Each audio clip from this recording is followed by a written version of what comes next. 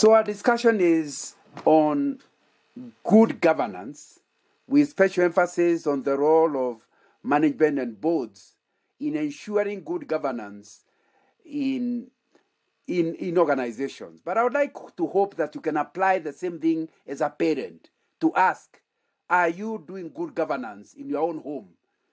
And also to apply it to your religious organization. I'm assuming you belong to some religious organization, to your church. Are you doing good governance, even as we discuss these principles? Governance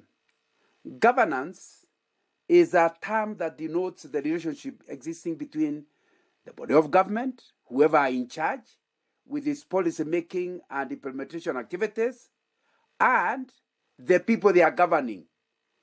Like, for example, the board and all the stakeholders that are involved. Governance is how the two relate. And that's what Keman and Malloch say in their book. The continual political process of governance cover different areas, including, of course, we can talk about the political arena, any administrative arena, the economic arena, the socio-cultural components of any state. All of them are contributing to the discussion about good governance. And there are many ways you can govern a group or a people. And you need to ask yourself whether in your home or in your organization or in your church, which one are you using? The first one is called autocracy. This governing is done by a single individual, a king or a dictator, for instance. And that can happen in a home, where because the Bible says that men are the heads of families, they become autocratic. That means they know everything. The wife has nothing to contribute. The children, even if the adult children, have nothing to give. My friend, if that's what you are having, you are not having a good system of governance, but of course you know that you are autocratic. So this is not just done in countries, even in families, and even in a board. You can have a board, but the truth of the matter is, the leader of the board runs the show. The others are there to clap. They are cheerleaders. They are not really participants. That is still autocracy. The second type we normally see is called oligarchy. It's a form of governing a group, where a small group, now not one person, but a small group, whether in a country could be landowners, they could be military officers, but sometimes in countries there's rich people, wealthy the merchants. There is such control that most of the decisions for that country, for that organization, are made by them. In both, they are called kitchen cabinets, so that you have 3 or 4 people who run the show. Although there is a whole board, the board doesn't quite operate. But the more popular form of governance is called democracy, where now more people participate and have some influence over decision making, so that it's not one person, it's not a few people. Everybody feels they can influence the decision made about the organization. You know, another one in countries is called constitutional government. These governments are limited as to what they are permitted to control, perhaps some substantive limits, as well as how they go about it, procedural limits. So you may still be autocratic, but you are following a constitution. Then there are what we call authoritarian governments. The law imposes few limits here. Once you are in power, you call the shots. Nobody can give you any limit. Government is kept in check by other political and social institutions that is unable to control and must come to terms with, such as autonomous territories, an organized religion, organized business groups, organized labor unions. So authoritarian governments, they are still controls put, but they have no power. So the guy in charge is in full control. You need to ask yourself, is that true of our organization? But there is another one called totalitarian form of government. Here, the governments are free of legal limits at all, and seek to eliminate those organized social groups that might challenge or limit their authority. If they think you are putting, questioning what they are doing, they'll lock you up. They can even use enemy. They could even use their political machinery to defame you. They can even call you Musaliti, traitor. And the whole thing, you have mob justice that's applied on you. So that they are totally in control. If you try to raise a voice, you are in trouble. This government typically attempt to dominate or control every sphere of political, economic, and social life. They do not want to hear anybody else. You have heard of countries where the president passes a place and sees a beautiful house and says, whose house is that? He wants to know who can build a good house. He is the only one who should have a house. And the guy is in trouble for having built a good house.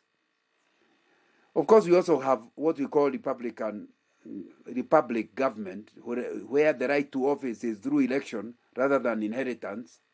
Republic governments are not monarchs because after a few years, the persons are removed.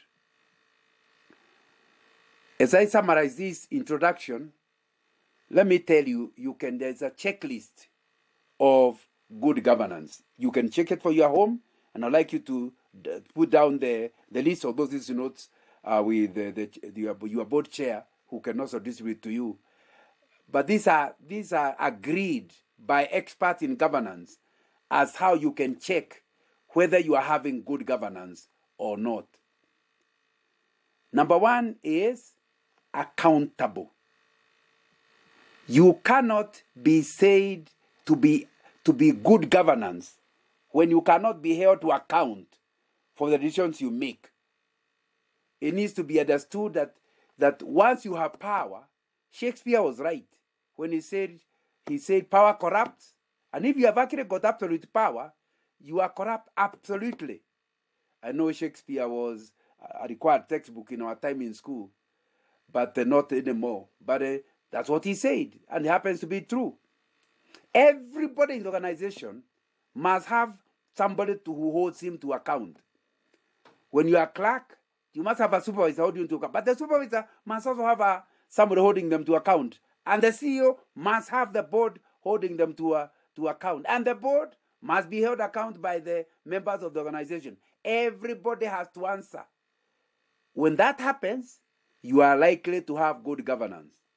Number two, transparency. What are we talking about? Here we are talking about that there's nothing you are doing behind the back.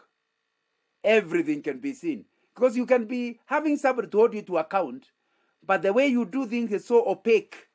Nobody can tell what you are actually doing or up to. So it becomes very difficult. So when you are not clear, like now under our new constitution, we have a right to information. It means you cannot hide it. Even if it is going to incriminate you, you must still release that information. You can't have good governance where there is some information that the board must never know. It's happening, but not know. It is them to choose what to know or not to know, but the information needs to be available. Transparency encourages good governance. Number three, you are not having good governance if you are not responsive. The opposite of responsive is impunity. In other words, you do something, the one holding you to account tells you what you are doing is wrong. You don't say yes, you don't say no, you don't reply, you ignore them. Or people cry for help. You don't respond back. Any good governance is because the people that ask for help, the people that complain, are not ignored. You are responding back to whatever is required. You can even have a court of law. You go accusing somebody of having taken your land. They don't tell you anything. The next 10 years, nothing happens. That's not responsive. So in matters of your board, that needs to be discussed. Are you responsive? Somebody accuses the supervisor of having done something wrong, maybe sexual molestation or whatever. Then you ignore the person. Don't investigate. Of course, it's very possible that the person is unhappy with the supervisor, so they are trying to defame him. So you should not accept the thing that they say is necessarily true. But you must investigate it. That way the person who are accused, you can give them feedback and tell them this is what you have discovered. The next one is equitable and inclusive. Equitable is not equal. It doesn't mean that everything is shared equally. Equitable means it is shared in a justifiable manner. Whoever needs more is given more. Whoever needs less is given less, but with a reason. There's a rule to how resources are being divided. But related with it is inclusive. Nobody who is a stakeholder is excluded. The way you are running the show, everybody feels included. The next one is effective and efficient. Effective means you are able to achieve what you set out to do. Efficient says you achieved it at optimal cost or optimal time. You are efficient. Some people are efficient but not effective. Some people are effective but not necessarily efficient. Any good governance is where the way you are running the show, you are encouraging and ensuring effectiveness and efficiency. Then the other one is that the people who are running the organization do not do what they want. They follow the rule of law. They never do things their own way. And then the other one is participatory, and this is included in the word inclusive. It's not management from top to bottom. Participatory. Everybody feels included. There is full consultation. Although decisions are still made where they should be made, but only after full consultation.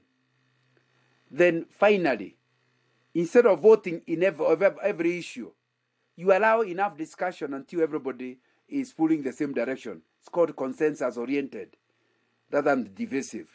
That's what we call good governance. And you can do your checklist to find whether your organization has that. So, good governance and human rights. So, from what I have said, you can see that if you have good governance, there will be effective and efficient service delivery. There will be following rule of law. And if that be true, then it will be anti-corruption. There will be no corruption. And the things I have mentioned, you can see clearly you can't be corrupt and not participate. And then there will be development. There will be moving to improvement for the organization and the people involved. Let me now, having done that introduction, now come to the real subject of our discussion. The role of the management and the role of the board. You know, when you talk about management, it's the process of dealing with or controlling things or people. It is the allocation of resources and overseeing the day-to-day operations of the organization. So, in any organization, the people that are called management are the ones who determine how things should be done, how the organization will reach those goals and aspirations that have been agreed by the board. But the work of the board is to lead, not to manage, but to lead. What does that leading mean? To inspire the conduct of, to play a principal or guiding role, and to guide the behavior or opinion of those being governed and managed. So the work of the board is to lead, not to manage. When you talk about leadership, we are talking about the action of leading a group of people or organization. In other words, the work of the board is to go ahead. Everybody follows. You know, John Maxwell says everything rises and falls on leadership.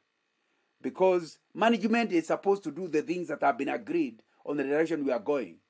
If the board doesn't give good leadership, management will be running things well, but the organization will mark time rather than move forwards.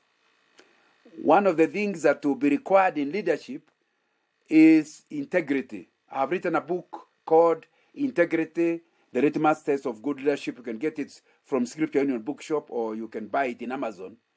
And in that, I emphasize that you can't be called a good leader if you yourself don't have integrity. What is integrity? It is the ability to be one. What you say is what you do.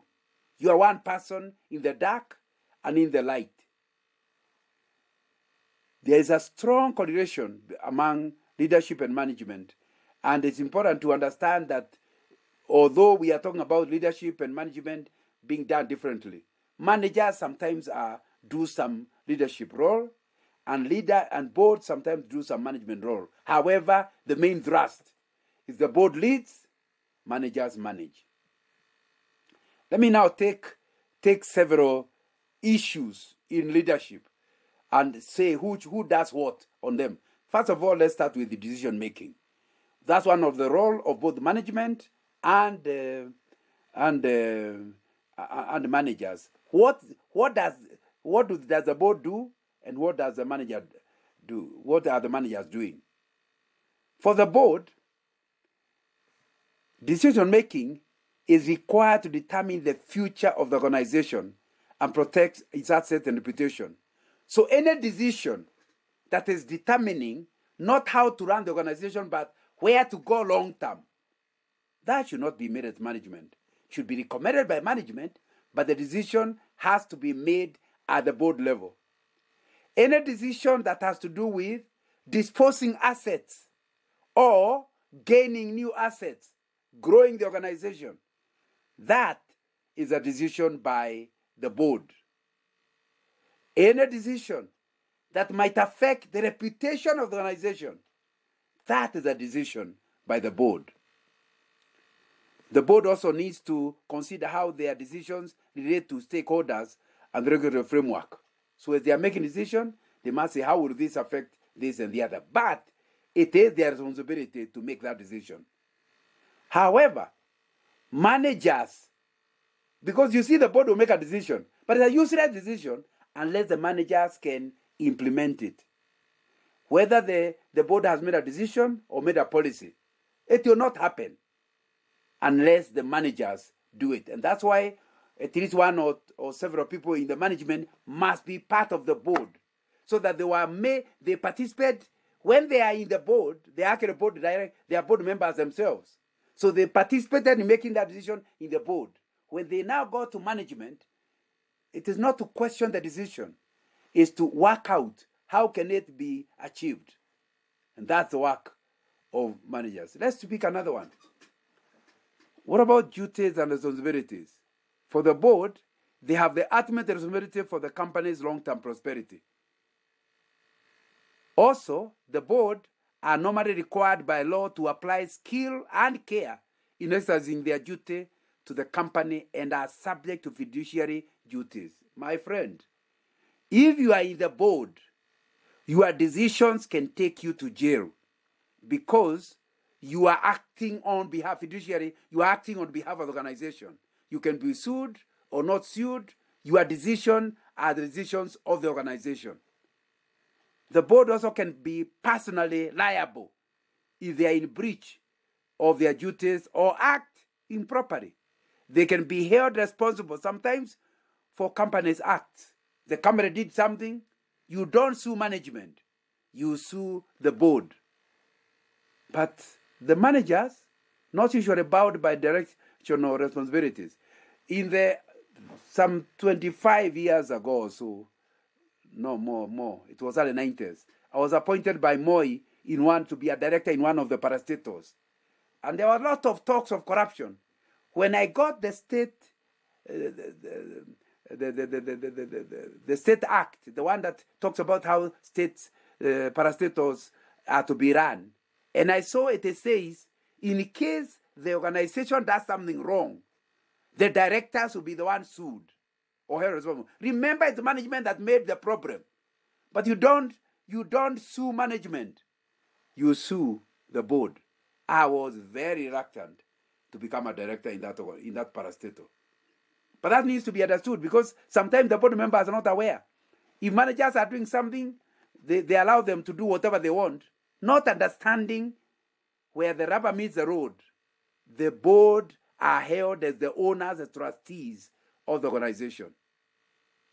And they can fire or hire the managers. So that's why they are said, you are the one who hired these managers. Therefore, the mistakes of the managers are the mistakes of the board. Of course, let me be clear here. If a manager has done something wrong, they can be held criminally responsible as a person. But if it's the organization that is being held responsible, it's the board that will be taken. But the board could also report a manager specifically for what he has actually done. But in the meanwhile, they themselves will be in court. What about relationship with the stakeholders?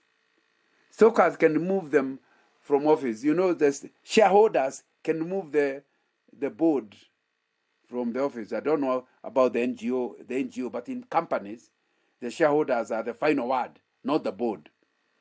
But the shareholders only come once a year. The board would be more often, sometimes once a quarter, sometimes once a month. But the shareholders are the ones who can call the shots finally. In addition, our company directors are accountable to the shareholders. That's what I'm saying. Now, but managers are appointed, dismissed usually by the directors or management. They seldom have any legal requirement to be held to account because they operate as per the policies of the board. So if the policy is wrong, please don't hold the managers responsible. It's the board that made wrong policies. And in fact, the normal practice in organization is that the top management are all interviewed and appointed by the board. The CEO, of course, is part of the board. Then the managers appoint everybody else in the organization. The board does not participate in interviewing, shortlisting, interviewing, and deciding on who becomes the clerk, the accountant. But anybody at the top level of what we call the leadership team, the management team, cannot join the organization without the clearance of the board because they are acting on behalf of the board. On the issues of leadership, the board provides the intrinsic leadership, and then it also provides direction at the top of the organization. However, day-to-day leadership is in the hands of the management and the CEO, and this group of managers act on the director's behalf. So whatever the managers do is assumed to be done on behalf of the board. What about the issue of ethics and values?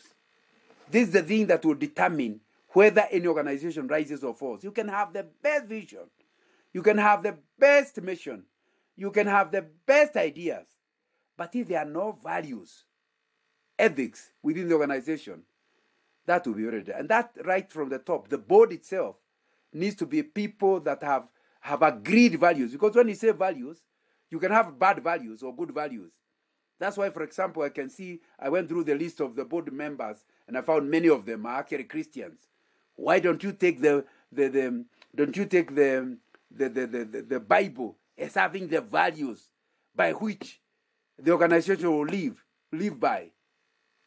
It is the responsibility of the board to play a key role in determining the values of the organization.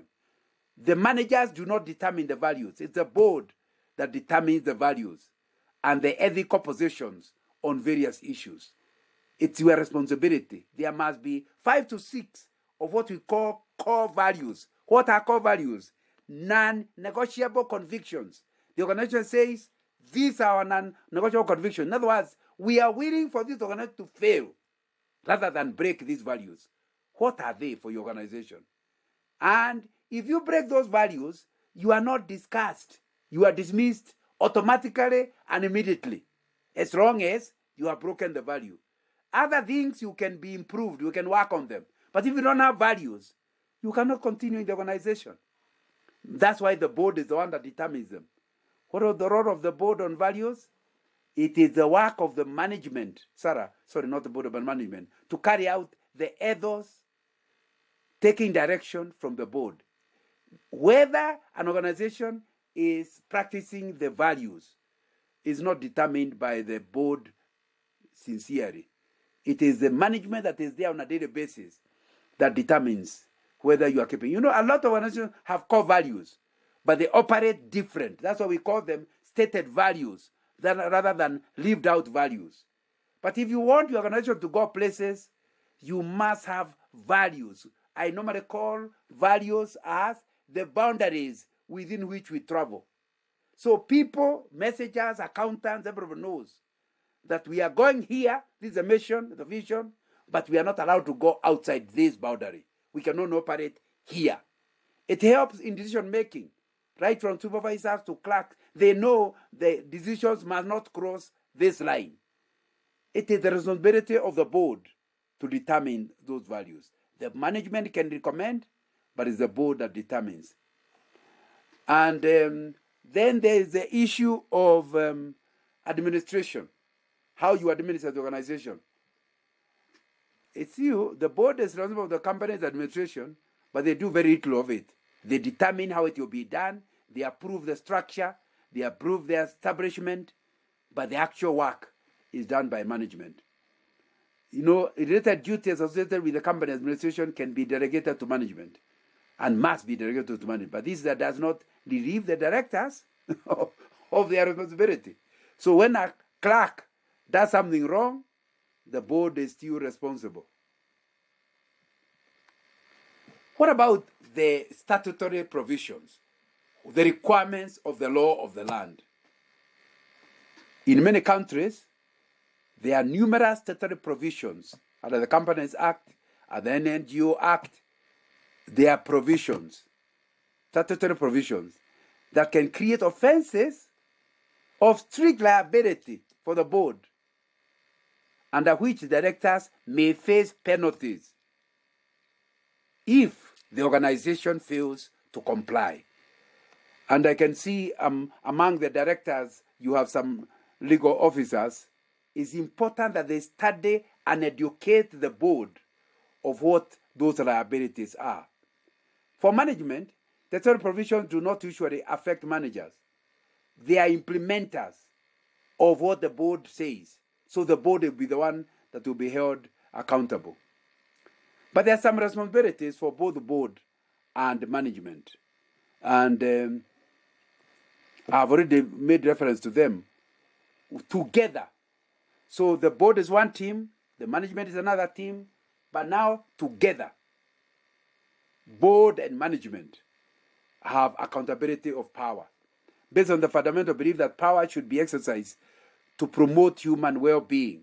Both management and board must exercise their power, not for their good, not asking what is innate for us as members of the board, but for the fulfillment of the mission of the organization. Managers too must not exercise their power for their own use, but for the good of projecting and directing and progressing the achievement of the mission organization. What about democratic values? For both board and management, in respect of the sharing of power, representation and participation, it's all of them to do it. Democratic values means that you do not want to manage people without hearing them. That's what democracy requires. And I think that will be an important value. Both the board and management must be democratic. Thirdly, the sense of right and wrong, which is related with what I was calling earlier values. The issue of what is fair and just. The issue of work ethics. You have two people, they are clerks doing similar jobs. One is earning double the salary because he is a relative of a board member. Or I had in one Christian organization, you have two people doing, both are secretaries. One is almost earning double the other. Why? Because they pray. And prayer it's a very important thing. All of us are supposed to pray. But the boss says, this one prays for organization, double the salary. But they don't pray as their duty. They pray as their because of their calling. When you make those kind of decisions, everybody thinks they're unfair. That unfairness will kill your organization. It's the responsibility of both the board and managers to have the sense of right and wrong. And everybody not only need to be fair, you need to be seen to be fair. It's a fairness also in consequence management. People should know. And that's why every organization needs what we call a code of conduct. And I hope your organization has a code of conduct. And a code of conduct will say, these are the things that cannot be done. But in addition to that, it says, if you do them, these are the consequences. And those consequences will be applied on anybody, including the blue-eyed boy of the board chair or of the CEO. That's what fairness is. When they realize, hiya, so-and-so is a blue-eyed boy of the CEO and they have been fired. This organization is fair. That has to be done by the board and management. The same thing with the board. The CEO met you somewhere in a church and did not even greet you. Says, what? Ataniona will see me. So the next time you give him a half time in the board because of a matter that has nothing to do with the organization, then they start saying, surely greeting is not part of my responsibility. How come you're punishing me for something? And you start looking for something to hold him accountable for. That is unfair. And if you continue with that, and that's whether is the board doing it or is the management doing it, whether you are doing it to a clerk or to a secretary or to any stakeholder, your organization will not go places. It's the responsibility of the board and management to ensure fairness. Fair, just, technology, and continuing corporate social responsibility, all of those must be fair. And a little earlier, I talked about efficiency and effectiveness. How are you using your resources? Are they being used efficiently and effectively for the production of goods and services, for the helping the organization to arrive at its mission and vision? Are you wasteful? Are you a good steward? The Bible calls it stewardship. A steward is a person who manages something that doesn't belong to them. And anybody in the organization, whether you are board members, you are not managing your property. You are managing other people's property. You are not, and of all things, you are managing God's property. How are you? Are you effective? Are you a good steward? That's both the responsibility of the board and management. And it will be very, very important that we keep to it. What about human rights? Protection of human rights and freedoms, and the maintenance of essential order and security in the organization. I know there are human rights that are written, the UN human rights, and they have been adopted by a country. You must not be seen to, because of having power, which I talked about earlier, to be using your power to deprive anybody, any stakeholder, whether a client, a supplier, a staff member, to deprive them of their human rights and freedom. That is the responsibility of both board and management to ensure that the organization is not associated with harassing people or depriving them of human rights and freedom. Another issue is the recognition of government operating outside legality, which I talked about earlier. The government of any country is the only entity to which the society gives authority to use coercive power to maintain public order and national security, collect taxes, allocate society's resources to meet public needs, and to use that coercive power to confiscate assets, deprive a person or liberty of life. Recognizing government means the organization does not take over what belongs to government. If somebody needs to be punished, take him to a law court. Let him be punished by the government. If there are requirements of the organization by the government, obey them. It's the responsibility of the board to ensure that the government in place is fully obeyed. If there are taxes to be paid, the taxes are paid. And if there are people between you, this organization and other organization, if you have a quarrel, don't fight it out between you. Let the other organization either reconcile or take the matter to court. That's the responsibility. That's the way to recognize the government. And the responsibility of the board. Provided, as you do this, always, that such power and authority are not used to suppress, oppress, and deny basic human rights and freedom. So don't say, oh, the government did it. You cannot support the government in doing something that is illegal. Now, I realize our time, I want us to have time for questions. Maybe I'll not go the whole way. I'll just pick a few things, and maybe at another meeting we'll talk about the how. I wanted to deal with the whys, the main things which I've now covered. Now I wanted to enter where, but I want us at least the final 15 minutes to actually allow open discussion. So I'll take another maximum 10 minutes to say a few things about how boards operate. Any board that is a good board must avoid groupthink. What is groupthink? Groupthink is something that is, anybody who has done management would have heard of the term groupthink. It is where the desire of a group to be having unity is so high, it stops anybody speaking their mind.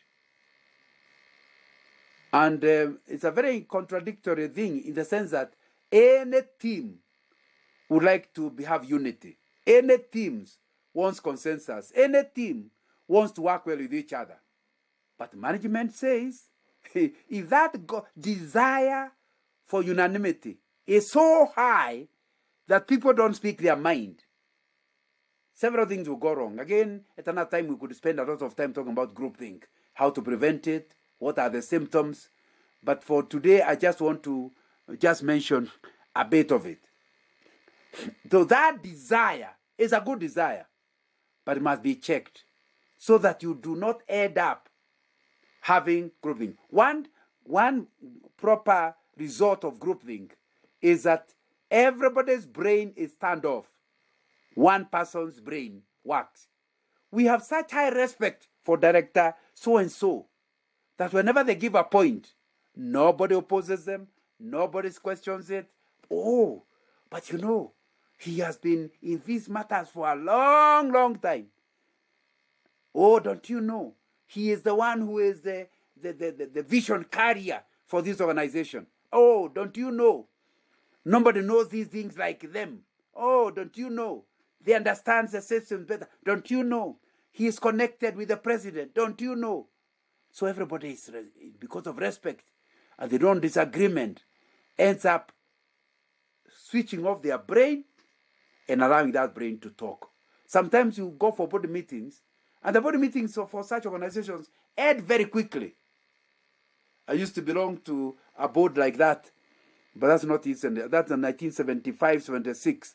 I was in a board where within 25, 30 minutes, we have covered all the board matters. Why? The CEO would, and I was a very young man. You can imagine I'm still a young man. I must have been much younger 45 years ago. Now, but I was in this board, I was the youngest person. Most of the other people were in their 40s, in their 50s, and they were old people. And some are known names. I wouldn't mention them because they are names you would know.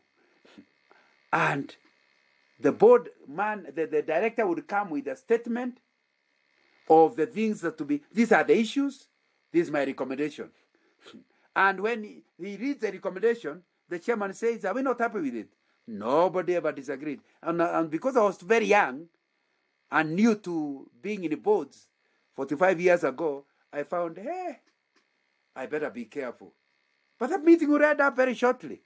At the same time, in 1975, I was a chairman of the University Christian Union. You can't ask me which university. There was only one university in Kenya those days. And in my meeting, we used to meet for 3 hours, 4 hours. And I was saying, which one would I like? My meeting, and I know, I'm still a student, my meeting, which it takes 2-3 hours, or this one that takes half an hour, maximum 1 hour. And after a lot of consideration, I realized we were useless in this board I belong to. Why? Since we are not contributing, shouldn't they have, those days there are no emails, shouldn't they have written letters with these resolutions then you would have written back and say we are okay, or ring us and we say we are okay. Why was it necessary for one of the board members was coming from Nakuru? Why was it necessary for people to drive so many kilometers to just come and rubber stamp? It meant the organization would never grow because the brains that were supposed, because one of the major contribution of a board is leadership. What is leadership? The biggest asset of a leader is his brain, thinking ahead. Management are too busy thinking about how to manage things. It's the work of the dreaming is supposed to be done by the board. So if every board member is not dreaming, there is a problem. That organization will never grow. So I was much happier with where I was the chairman, but even if I suggested anything, the other leaders in the executive committee of the Christian Union would be up in arms. It would be argued out. By the time we get consensus, everybody has contributed to the decision. So I'm saying, if you want a good board, you must say, groupthink, I don't want you. You must play that role of you want unity, consensus, teamwork, but not at the cost of some people turning off the brain. And maybe at another time, you need somebody to discuss with the board about group dynamics, how groups work, and their challenge of running a group. Because you are a group, and that's important to discuss. So it's critical that you understand that this is something as a board you must avoid. And I find it much more difficult because of the fact that it's a good thing. But once it goes further, it ends up becoming a bad thing.